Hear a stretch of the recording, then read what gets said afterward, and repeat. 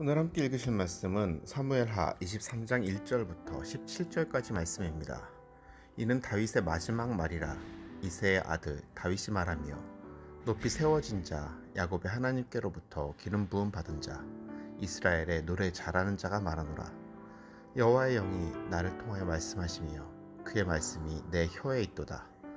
이스라엘의 하나님이 말씀하시며 이스라엘의 반석이 내게 이르시기를 사람을 공의로 다스리는 자 하나님을 경외함으로 다스리는 자여 그는 돋는 해에 아침빛 같고 구름 없는 아침 같고 비 내린 후에 광선으로 땅에서 우미 돋는 새풀 같으니라 하시도다. 내 집이 하나님 앞에 이같지 아니하냐. 하나님이 나와 더불어 영원한 언약을 세우사 만사에 구비하고 견고하게 하셨으니 나의 모든 구원과 나의 모든 소원을 어찌 이루지 아니하시랴. 그러나 사악한 자는 다 내버려질 가시나무 같으니 이는 손으로 잡을 수 없음이로다. 그것들을 만지는 자는 철과 창자루를 가져야 하리니 그것들이 당장에 불살리리로다 하니라. 다윗의 용사들의 이름은 이러하니라. 다그몬 사람 요셉 바세벳이라고도 하고 에센 사람 아디노라고도 하는 자는 군 지휘관의 두목이라. 그가 단번에 800명을 쳐 죽였더라. 그 다음은 아호와 사람 도대의 아들 엘라앗살이니 다윗과 함께한 세 용사 중에 한 사람이라. 블레셋 사람들이 싸우려고 거기에 모임에 이스라엘 사람들이 물러간지라. 세 용사가 싸움을 도두고 그가 나가서 손이 피곤하여 그의 손이 칼에 붙기까지 블레셋 사람을 치니라. 그날에 여호와께서 크게 이기게 하셨으므로 백성들은 돌아와 그의 뒤를 따라가며 노력할 뿐이었더라. 그 다음은 하랄 사람 아기의 아들 산마라. 블레셋 사람들이 사기가 올라 거기 녹두나무가 가득한 한쪽 밭에 모임에 백성들은 블레셋 사람들 앞에서 도망하되 그는 그 밭 가운데 서서 막아 블레셋 사람들을 친지라. 여호와께서 큰 구원을 이루시니라. 또 30두목 중 3사람이 곡식 벨 때에 아둘람 굴에 내려가 다윗에게 나아갔는데 때에 블레셋 사람의 한 무리가 르바임 골짜기에 진쳤더라. 그때 다윗은 산성에 있고 그때 블레셋 사람의 요새는 베들레헴에 있는지라.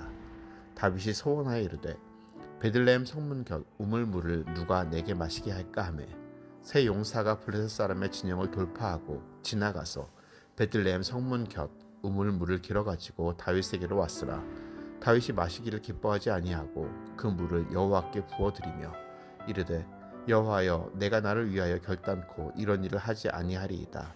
이는 목숨을 걸고 갔던 사람들의 피가 아니니까 하고 마시기를 즐겨하지 아니하니라. 세 용사가 이런 일을 행하였더라. 네, 오늘 우리가 함께 나눌 말씀은 사무엘하 23장 1절부터 17절까지의 말씀입니다. 다윗이 왕으로 세움을 받고 살아가면서 그는 그에게 주어진 말씀을 기억했습니다. 그 말씀 무엇이냐면 이스라엘 왕은 사람을 공의로 다스려야만 하고 또한 하나님을 경외하는 사람이어야 한다는 사실입니다. 다윗은 그것을 잊지 않고 기억하고 있었습니다. 사실 이것은 이스라엘 왕에게 있어서 가장 중요한 것입니다. 이스라엘 왕은 세상의 왕과는 분명히 다르다는 사실.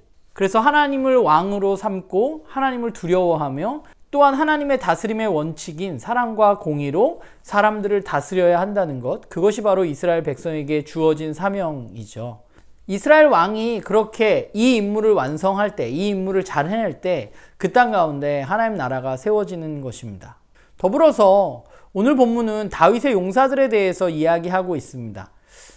오늘 본문을 읽으면서 조금 의아한 것은 요압의 이름이 용사들의 이름에서 빠져 있다는 것이 좀 의아하지만 어찌되었건 다윗의 용사들의 이야기가 사무엘하의 다윗의 어떤 왕으로서의 이야기를 마무리하면서 기록되었다는 것은 그 의미가 분명히 있다고 생각합니다. 왜 사무엘하 저자는 이곳에 다윗의 사람들이 이렇게 기록해 놓은 것일까?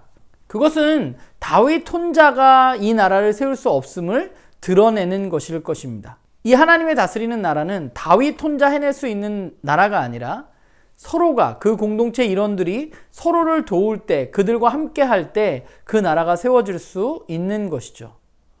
오늘 본문에 나온 용사들, 특별히 오늘 본문은 세 용사에 대해서 이야기하고 있는데 그 세 용사는 전투에서 큰 공을 세웠을 뿐 아니라 다윗을 위해서 적진의 물을 가져다 주었던 유명한 일화를 오늘 본문은 다시 이야기합니다. 그들이 다윗에게 그 물을 가져다 준 이유는 무엇일까요? 그것은 다윗 왕에 대한 어떤 존중과 왕으로서의 그에 대한 충성의 모습일 것입니다.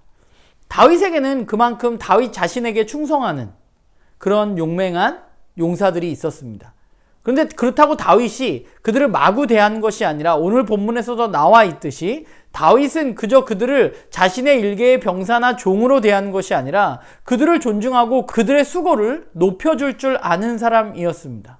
아마 그가 그들의 목숨을 걸고 가지고 온 이 물을 마시지 않은 이유가 그것 때문일 것입니다. 이처럼 서로를 귀히 여기고 서로에게 순종하고 복종할 때, 서로를 위해서 자신의 것들을 내어주고 충성할 때 그 공동체가 온전히 세워지는 것이고, 그런 서로에 대한 희생 가운데, 그리고 서로에 대한 이해와 암 가운데 이 나라가 점점 올바르게 세워져 가는 것입니다. 오늘 말씀을 보면서 하나님 나라 공동체가 온전히 세워지기 위해서는 어떤 일들이 있어야 할까라는 생각을 해보는데요.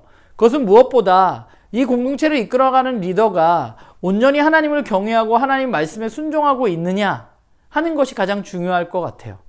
하나님의 말씀에 따라 공의로 공동체를 이끌고 있느냐 하는 것이 중요한 것이죠. 어느 공동체건 간에 이끌어가는 리더가 있습니다.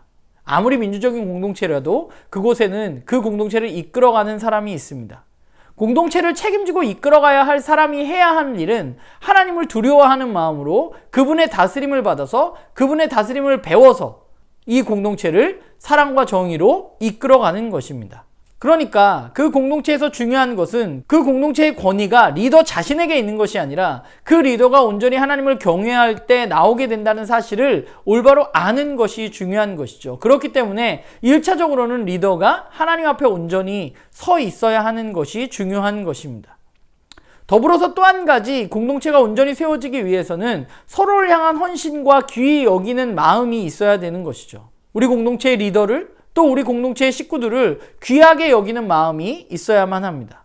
또한 그 가운데 서로에 대한 어떤 수고를 분명히 알아주어야만 합니다. 그 수고를 귀하게 여길 줄 알아야 돼요. 사람들은 때때로 내가 하는 일은 중하고 다른 사람이 하는 일은 그렇게 귀하지 않게 생각하는 경우가 있습니다.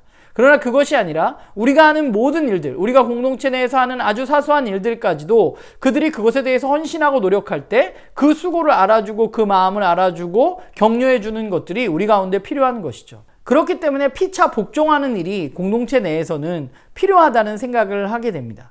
그러니까 하나님의 공동체는 하나님의 말씀에 대한 순종을 기반으로 서로를 귀히 여기고 피차 순종하는 마음으로 그들이 나아갈 때 그때 하나님의 공동체가 세워진다는 것을 우리가 기억하고, 우리가 무엇보다 하나님의 말씀에 순종하고 하나님의 다스림을 받아서, 또한 그 다스림을 받아서 우리 공동체 식구들을 사랑과 공의로 대하는 우리들이 되어질 때 그때 우리가 하나님 원하시는 공동체로 자라갈 수 있음을 기억하고, 우리가 그렇게 하나님 말씀에 순종하고 피차 복종하는 그런 우리 모두가 되어지기를 간절히 소망합니다.